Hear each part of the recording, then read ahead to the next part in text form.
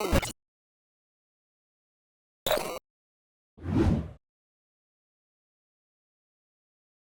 اللہ الرحمن الرحیم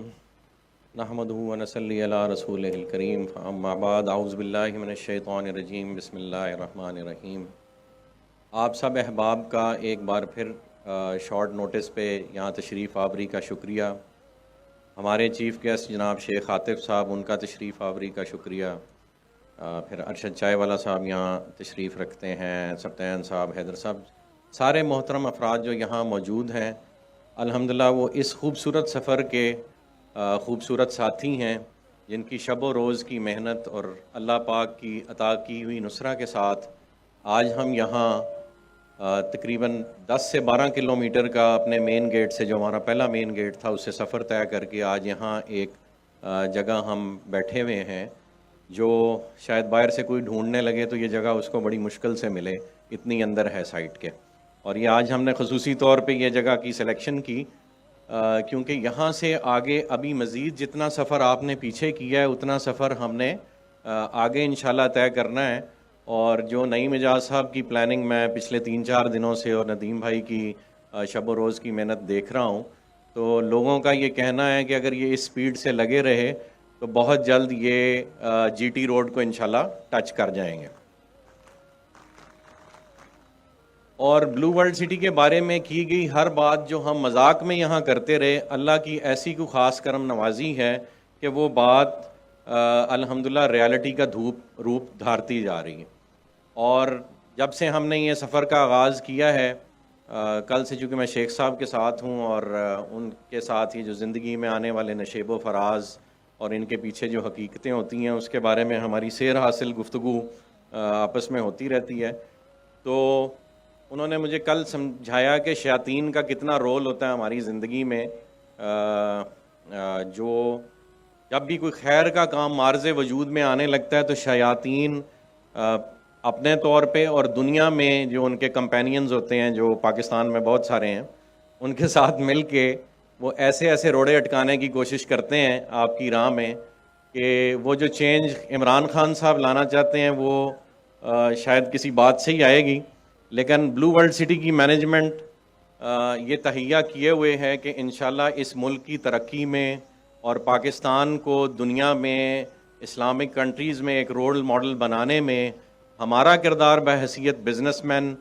انشاءاللہ بحیثیت ڈیولپرز، بحیثیت مسلمان، بحیثیت اچھا شہری اور اللہ کی بندگی کے تابع چلتے ہوئے ہم کوئی کسر اٹھا نہیں رکھیں گے کہ اللہ پاک اپنی محفل میں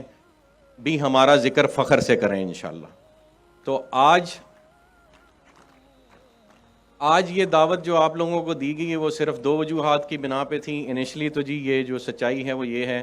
کہ Sheikh sahab was kind enough to give us some time, تو ہم نے بڑے ہی شارٹ نوٹس پر یہ اصل میں جو ایونٹ ہے یہ ان کی شان میں رکھا ہے کہ وہ آئیں اور جو نشیب و فراز کے سفر ہم اپنی اپنی زندگی میں طے کر رہے ہوتے ہیں، وہ بھلے چھوٹے محاذ ہوں یا بڑے محاذ ہوں، اس میں جو حائل مشکلات ہوتی ہیں اس کے بارے میں جو چیلنجز ہمیں ایوری ڈے لائف میں فیس کرنے پڑتے ہیں، جو دوستوں کی دوستی اور دشمنوں کی دشمنی فیس کرنی پڑتی ہے، اس کو وہ چونکہ اس چیز کے ماہر ہیں، ایکسپرٹ ہیں، عالم دین ہیں، اور انہوں نے اس موضوع کو بڑی انٹریکیسی کے ساتھ اسٹڈی بھی کیا ہوا ہے اور اپنی زندگی میں جھیلا بھی ہوا ہے۔ وہ جو گفتگو کرتے ہیں وہ دل سے کرتے ہیں، اور یہی وجہ ہے کہ ان کے بہت سارے مداح ہیں اور بہت سارے لوگ ان سے اپنے معاملات میں زندگی کی طرف ایک بہتر اپروچ کریٹ کرنے کے لیے رابطے میں رہتے ہیں اور ان سے رفتہ رفتہ رہنمائی لیتے رہتے ہیں۔ تو ہم نے شیخ صاحب کو اور ان کی آرگنائزیشن کو پہلے تو یہاں دعوت دی ہے کہ وہ انشاءاللہ ایک انسٹیٹیوشن یہاں پہ کریٹ کریں گے، اور وہ تعلیمات جو نارمل لائف میں کوئی انسٹیٹیوشن، کوئی اسکول، کوئی یونیورسٹی نہیں دیتی، اور مسلمانوں کے گھروں میں وہ تعلیم دی جانی چاہیے تھی کہ زندگی کے نشیب و فراز اور اللہ کی بندگی کے تحت رہتے ہوئے آپ نے یہ سفر، زندگی کا جو چھوٹا سا سفر ہے، بہت ہی چھوٹا سا سفر ہے، جب ہم چلے جائیں گے اس دنیا سے تو ہمارے بچے بھی شاید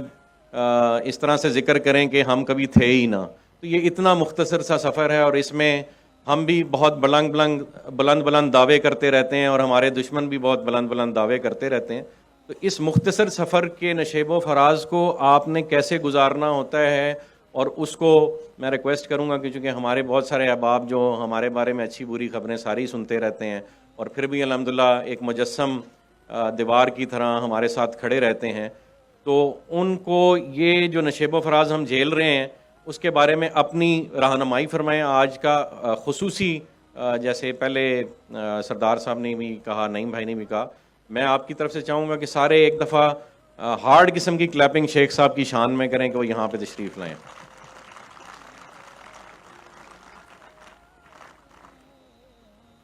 تھینک یو جی.